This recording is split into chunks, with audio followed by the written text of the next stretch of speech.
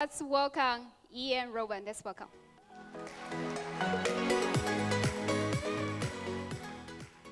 谢谢 Violet 不好意思，我等一下要以英文为主，因为我中文很差。My name's Ian.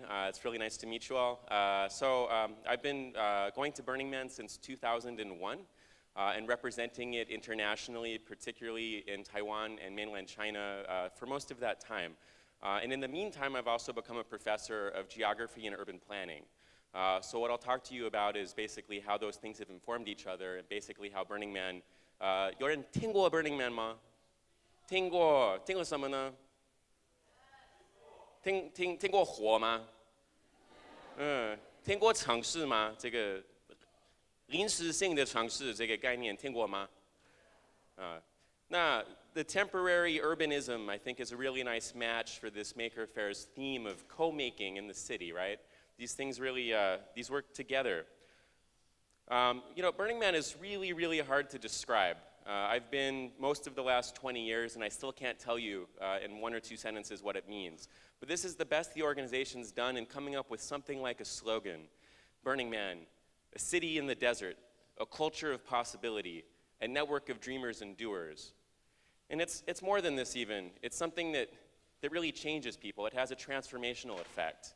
I remember sitting in first camp. This is basically the Zhongnanhai of Burning Man about 5 years ago. So if you imagine this is where the Lingdao of Burning Man are all hanging out. So I was sitting there with some of the founders when in walks in Stephanie, who is the head of the Maker office at the White House in the US Baigong. And it's her first time to Burning Man. And she's young. She's actually of Chinese descent, 她是华裔. And she walks right in, and she's introduced as representing the White House, representing the Obama presidency for makers. And the first thing that Will Roger, who's this guy on the left up here, so also one of the co-founders, the first thing he says is, we make makers. It's not just that they make machinery, it's not just that they make cool robots, but they actually make the people, they remake the people, they transform the people that then go on to want to make things. So, moving from that, I'd like to ask us, how is it that Burning Man itself got made? And how does it get unmade every year? And why does it keep coming back? And how has it continued to grow? Why is it that we're even talking about it today? Well, Burning Man started sort of inauspiciously, without any clear idea of where it might go in 1986, when Larry Harvey, who was an underemployed landscape architect, a failed taxi driver, an autodidact, someone who read all the time, had a wide variety of interests, but wasn't fitting into any clear slots. But he had this kind of urge, this kind of primal vision. He spoke to his friend Jerry James in '86, and he said, "Jerry, let's build a man and burn him on the beach." No clear idea of where that might go. And so he made this small poster you see here on the right, using a very literary quote, invited a few friends, maybe 10 friends showed up. They see this man go on fire. Random people on the beach see the fire and they're struck and they run over and they think, wow, there's something happening here. And so they do it again the next year and the next year until finally by 1990, there were too many people to handle. The firemen came and told them they need to get out of there. And so they joined forces with some friends, the Cacophony Society, a group of arty pranksters who said, we want to go somewhere completely extreme, completely strange. They want to go to the Black Rock Desert, 黑石沙漠, the biggest stretch of open, empty, flat, dry, crazy land you could find. And that first year that they went out there and they brought this man, there were only 90 of them. They didn't know what they were doing. It was over 40 degrees in the day. It was almost freezing at night. They hid under their cars like lizards to hide from the sun. But it was kind of fun. And they went back the next year, and the next year, and it grew and grew and grew. And as you can see on this line, it just doubled every year for several years. And so by 1995, there were 4,000 people camping out in the desert, making things, bringing strange objects. And at that time, there wasn't so much planning. They hadn't really been thought of yet as a city. It was more of a temporary encampment. And it did have plans. If you look here on the left, that's the plan from 1992. It's even something they approved with the district office in Nevada. So this is about 7 hours from San Francisco. in the western part of the US. And as you can see here in the middle, this was where the man, that main sculpture, was burned. The camping area here, some toilets, basically a very crude plan. This is extremely simple. But by 1996, it started getting necessary maybe to have a little more organization.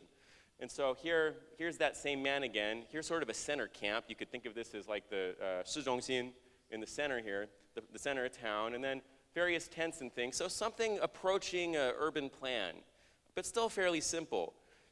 And it was so simple and it was so unregulated that it was sort of the Wild West. You know, back then people did whatever they wanted. They drove fast. They shot guns at stuffed animals in the distance. It was a free-for-all, quite chaotic and quite exciting. And things kind of got out of hand. By 1996, the theme was the Inferno. It was just, they were recreating hell. Again, in kind of a creative, theatrical way, but it was almost too real. In fact, a couple people died that year. People were driving just too fast. There wasn't enough control. And so, you know, what do you do at that point when you want to bring in a little more culture, a little more civilization? You start really thinking about how to co-make in a city, how to make that a city and how to keep improving it, something that I think here in Shenzhen really will speak to everyone. So by 97, that event, what was an event, which was a kind of a chaotic, inchoate emanation, became really conceived and reconceived as a city. And so this group of 6 people regrouped, formed a new organization, Black Rock City LLC, and started really having serious planning, started laying out city streets, started saying where you couldn't camp, banned most cars, so you couldn't just drive as fast as you want in the desert. They started thinking about how to encourage bicycle use and walking and things that make a city more livable in general, even if this was only for a few days or a week. By 1999, that urban plan got even more sophisticated, and it kind of reached maturity, and this is more or less what the city looks like even now, 20 years later. So that year's theme was the Wheel of Time, and as you look at this map, you can see it looks like a clock, right? Here, from 2 o'clock, going around to 6 o'clock, again where the downtown area is, going all the way to 10 o'clock. And then up here on the top is kind of an open space for big art projects. Here's the man. So we start seeing really kind of a clear city design, and from every point you can see that central focus point, the sculpture which burns on Saturday night, for which it's named. And as the city got more and more sophisticated, got more and more mature, more and more consolidated, more and more people started coming, the city started growing, it started expanding and moving outward in this gigantic desert landscape, the Black Rock Desert, a big expanse of nothingness. And more people came. The first year I went was 2001 with 25,000 people. The masses kept coming and coming and coming until we have Burning Man more or less as it is today in the desert, with over 75,000 people who go to build a city, to play in that city, and then to leave it without a trace. And so it's become celebrated internationally as perhaps the most spectacular art or festival event in the world, the largest temporary city, and so on. And this requires a whole lot of urban thinking, urban infrastructure.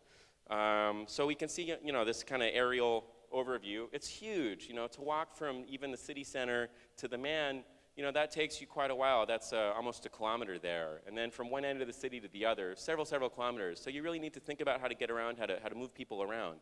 And also, where do you place these gigantic art pieces, this gigantic big rig on top of another big rig, or this spectacular goddess sculpture? These things all require planning, curation, and so on.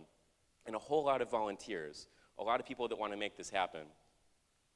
But also, we might want to ask, why bother? You know, I mean, what does this mean anyway? Why should people want to go out into the desert to make, you know, to make a mess and clean it up, to make some noise? What is it that inspires people not only to go there, but to do this in other places too?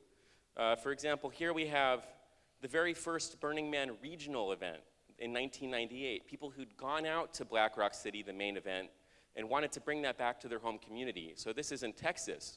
In 1998, it began with 30 attendees, and now there's over 3,000 every year that go to burn something different. I think this was a bull, because Texas is full of cattle. And not just Texas, not just America, but the whole world now is on fire. There's events all over the place. So you can see on this map, you don't only have flames all over North America, but all over Western Europe, Eastern Europe, South America now, and Asia. Even here in China, we've also got events. So this year in Anji, in Zhejiang, a group of 700 people, many of them based in Shanghai but other places, went out to Anji to have an official Burning Man regional event called Dragon Burn, Longyan. And so this started mostly with international participants, but it's gotten more and more Chinese every year. This year we had about 35% Chinese nationals, 5 theme camps, and more art than ever. And even we got positive press from the China Daily, from Huanqiu, people you wouldn't expect who thought that this kind of creative expression was actually long overdue and might make a nice impact in China. But what's culturally tying all this together? You know, what does Dragon Burn or that event in Texas, what do they have to do with this main event in the States, in Nevada?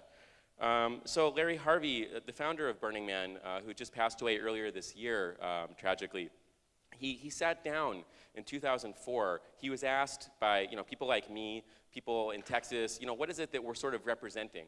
What are some of the principles here? And so he sat down and he wrote these out. And these are fairly broad, and they're not meant to tell you how to live. They're not the 10 Commandments. This is not 世界. This is meant to kind of describe what Burning Man is like and maybe be useful even outside that domain. So I'll go over some of what these things look like on the ground. So, give you a little tour of Playa Life. We'll just imagine we're transporting from the design center here in Shenzhen and moving out to the Black Rock Desert. So if you can imagine yourself at 1,300 meters, looking at a double rainbow with a dust storm coming at you, seeing a gigantic ship in the distance. You can imagine extreme temperature swings. You can imagine being in this beautifully designed urban space that has a man in the center, a temple, not for any religion, but really just to mourn people we've lost, the deep playa, space of emptiness, a place to really go encounter art, encounter yourself, and make new friends. You can imagine what it might be like to be wandering through this urban space, or even to be camping there, collaborating with your friends on a theme camp, which is kind of the basic unit of the city. So if you can imagine, basically, you're living where you're working, but you're working for fun, you're working for gifts, you're working as a volunteer. And so you might, together with your friends, figure out where you're going to put your cars, where you're going to put your tents, where you're going to put your public spaces. And then if you're an urban planner of Burning Man, you have to figure out where to space all these people. So maybe you're a camp that serves wine and mutilates Barbies just for fun. You need however much space, and you'll be put over here. Next to other people that will just kind of make kind of a more neighborhood feel. But you also need not just these basic urban units, you also need infrastructure, right? You can't really have a city without having streets, right? You can't have a city without having people looking out for each other. And also in Burning Man, because art and self-expression is so important, you also have a group, the Artery, that helps decide how to place the art. How much space do you need? And I recommend, if you're curious, if you want to know more about what this looks like organizationally, there's a wonderful book, also actually by a Taiwanese American, Catherine Chun, that really goes into great detail about how volunteers are motivated, how makers are made, and so on. And what's kind of the social glue of this? Well, the principle of gifting. Burning Man's not a commercial environment. No one's buying or selling anything out there. It's not even a trade or a barter economy. It's a place where people come up and give you things. They feed you. They give you tokens. They take you for rides on their car. This is all just for fun, and you really can get into the swing of it. And you engage with people in a way that's really not based on money. So it's really kind of a nice instructive way about how we might live in a somewhat more ideal society. And part of that really involves this principle of participation. In theory, there are no spectators out there. You're not just there running around taking photos. You're participating in some way. Maybe you're not into welding a gigantic metal sculpture. Maybe you're more into singing or giving an anemic talk or doing whatever you want, right? But in some way, you're participating, and that can be as simple as a smile. So we're all in this together, right? We're all in Shenzhen. We're all living together. In Black Rock City, that sense of participation, of sharing, is even more pronounced. Decommodification is part of that, right? Because when you have a life and you have a city that's not, again, based on making a profit, you can really engage in ways that are a bit more immediate. And one of those ways that's really key is through art and through self-expression. And so there's sculpture all over the place. Most of this is brought by the participants themselves. It's not funded by Burning Man. And it's usually interactive. It can be climbed on, it can be played with. It's meant to kind of provoke community in place. You might see electronic art where you need more than one person to activate it, and it encourages you to speak to your neighbors. So just like Violet, our MC, got everyone to say ni hao, right? there might be an art piece that requires you to say ni hao before it would even turn on, right? It's meant to really provoke that kind of interactive exchange. Another example would be the mutant vehicle. So because this is a city that's sensibly planned, it's not focused on the automobile, but it still wants to allow for fun forms of artistic expression and also to get people around because it's so big. There's a whole permitting system for radically mutated vehicles, for huata, gigantic flaming octopus, or a 16th century pirate ship, or a big UFO space alien. All these things you'll see floating throughout the desert, and these take a whole lot of people, a whole lot of time, and a whole lot of engineering to come together. But for those of us who don't have that kind of time and want to just get around on our own, there's also lots of bicycles all over the place. You've got people who decorate their bikes in cute ways. You've also got community bikes. We see these in Shenzhen now, actually, all over the place, for very different reasons. But it's a fun way to get around this gigantic city. And at the end, of course, we leave without any trace. We clean up. So here's a map, actually, of the people that really go down in the end and make sure everything's gone. But for the most part, everyone cleans up after their camp, cleans up after their art projects. So you see this map here. It's entirely green. And this project really works. Here's a before and after. So in August 2014, this is what the city looks like at its peak. 70,000+ people on the left. On the right, just 2 months later, there's nothing left at all. And then a year later, the same thing happens, and it's emptied again. So, if this isn't exciting enough yet, I suppose some of you are wondering how to get there in a way, right? How does one go from Shenzhen Maker Faire to Burning Man 2019, if you're so inclined, if you like dust and noise? Well, there's tickets involved. This is a nonprofit event, but it does cost money to run. Bathrooms need to be provided, streets need to be laid out, and so on. So tickets are sold, and they're kind of a hassle. One of Burning Man's key principles has always been inclusion, letting everyone who wants to come. But because it's become so popular, the government's actually limited the population growth. So at this point, tickets are a little bit annoying. It's not that they're so expensive, it's that they sell out really fast. So if you are interested, I suggest you look on the website early and do your best to get one when you can, and also to get involved in art projects, because that's one way also to get more access to getting into the city at all, because Burning Man likes to support people who participate. Getting there in a way, well, there's all kinds of ways to get into the city. Renting a vehicle, traveling with your friends. There's now a bus that brings people in and out where you can skip the line. This is really nice. You'll pass through a very interesting city on the way called Reno. So this is the second biggest city in Nevada after Las Vegas. It's cute, the biggest little city in the world. And Burning Man has transformed not just Black Rock City, not just the temporary city, but Reno itself. So there's maker spaces all over Reno now, and that's really been brought by this burner culture. Tesla, the electric car manufacturers, moved into Reno and started developing all kinds of electric batteries. And burner art has been populating the city. So we see this space whale here on the bottom left. The space whale was built for Burning Man. It was in the desert for a week. It was built in this maker space here on the top left, and now it's adorning Reno's public square. So the public art, the maker spirit of Burning Man has spilled out into Reno, and in fact, into the rest of the world. So, year-round, there's events all over the place. There's events almost every weekend somewhere in the world. Here in China, so this is around Wuyi, the May holiday here in China, we typically have Dragon Burn. So this is an event with 700 people. It's much lower key. There's not so much dust. It's actually a lot more comfortable than Burning Man. You won't see quite as much gigantic art pieces, but it's a place where you can really meet your neighbors. And outside of China, in South Africa, in Israel, in Australia, there's events all over the place. You can even plan your whole annual schedule going around to these events, making new friends.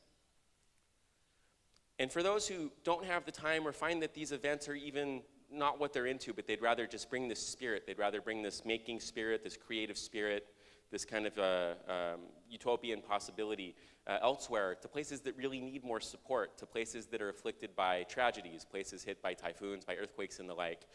There's a wonderful organization, Burners Without Borders, which started in 2004 after a major typhoon, a hurricane hit the US and wiped out New Orleans.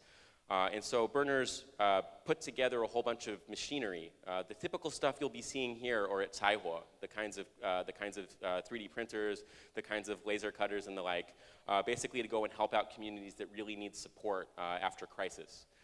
So this is really quite a lovely group for relief that's been involved in projects all over.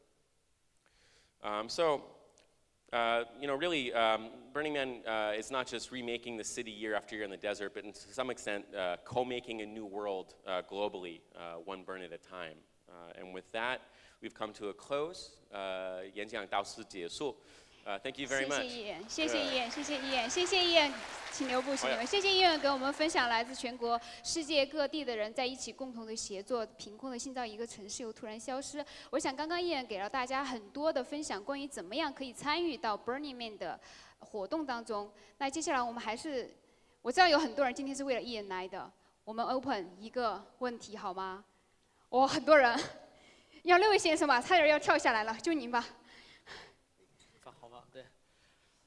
我有2个问题啊，就是第一个问题就是Burning Man 在最开始的时候比较小的时候，它是如何吸引这些大批的艺术家，包括创客来提供这些内容的？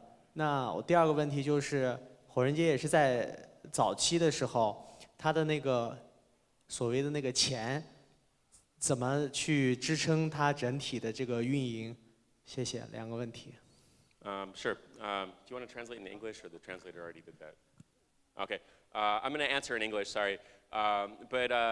Basically, how did Burning Man at first attract artists to bring their stuff?